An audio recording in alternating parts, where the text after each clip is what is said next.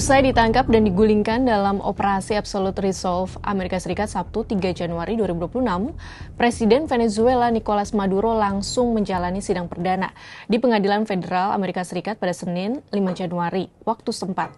Bagaimana pengadilan perdana Maduro? Di hari yang sama, Wakil Presiden Venezuela Delcy Rodriguez resmi dilantik menjadi Presiden interim. Siapakah sosok Rodriguez dan mengapa Rodriguez melunak setelah mendapat ancaman Presiden Amerika Serikat Donald Trump? Kita bahas ya. Dari fasilitas Metropolitan Detention Center Brooklyn, kendaraan lapis baja membawa Maduro ke Pengadilan Federal Amerika Serikat. Setibanya di sana, tangan Maduro terlihat terborgol. Ia dikawal petugas bersenjata. Di Pengadilan Manhattan, Maduro hadir bersama istrinya mengenakan seragam tahanan berwarna biru dan menggunakan headset untuk mendengarkan jalannya persidangan dalam bahasa Spanyol. Maduro bersama istrinya, putranya, dan 3 orang lainnya didakwa terkait narkoterorisme. Mereka juga dituduh bekerja sama dengan kartel narkoba untuk memfasilitasi pengiriman ribuan ton kokain ke Amerika Serikat. Jika terbukti bersalah, mereka menghadapi hukuman penjara seumur hidup. Atas tuduhan ini, Maduro berulang kali menyatakan dirinya tak bersalah.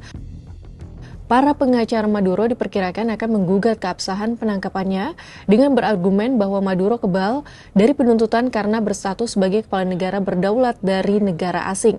Namun Amerika Serikat tidak mengakui Maduro sebagai pemimpin sah Venezuela.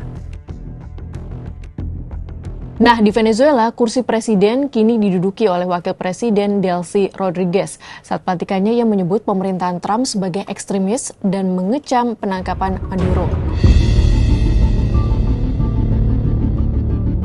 Vengo con dolor por el secuestro de 2 héroes que tenemos de rehenes en los Estados Unidos de Norteamérica.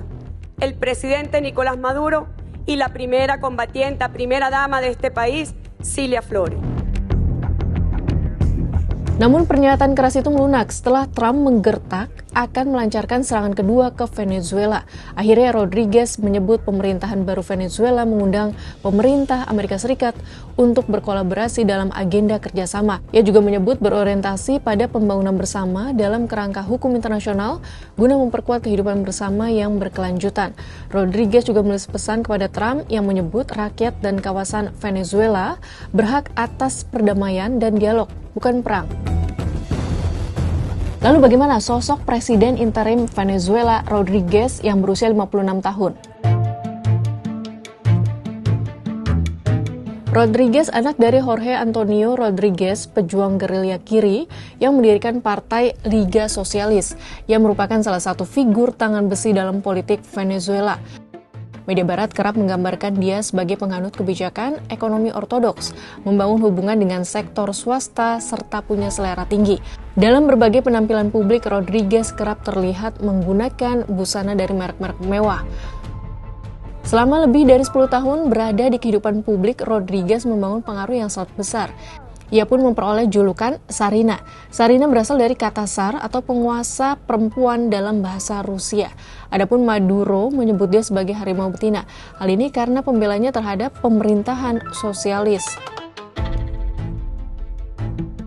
Selama menjabat sebagai wakil presiden, Rodriguez secara bersamaan memegang jabatan strategis mula-mula sebagai Menteri Keuangan, kemudian Menteri Perminyakan. Sebelumnya ia pernah menjabat Menteri Komunikasi, Menteri Luar Negeri, serta memimpin lembaga legislatif pro-pemerintah. Sebagai wakil presiden, Rodriguez berperan penting dalam penerapan kebijakan ekonomi. Setelah bertahun-tahun Venezuela didera hiperinflasi di tengah sanksi Amerika Serikat. Kebijakannya mencakup pemangkasan belanja publik, pembatasan kredit, serta penerapan nilai tukar tetap antara bolivar dan dolar Amerika Serikat. Langkah-langkah tersebut membantu menurunkan inflasi dari level 3 digit. Rodriguez juga berperan dalam diplomasi energi internasional.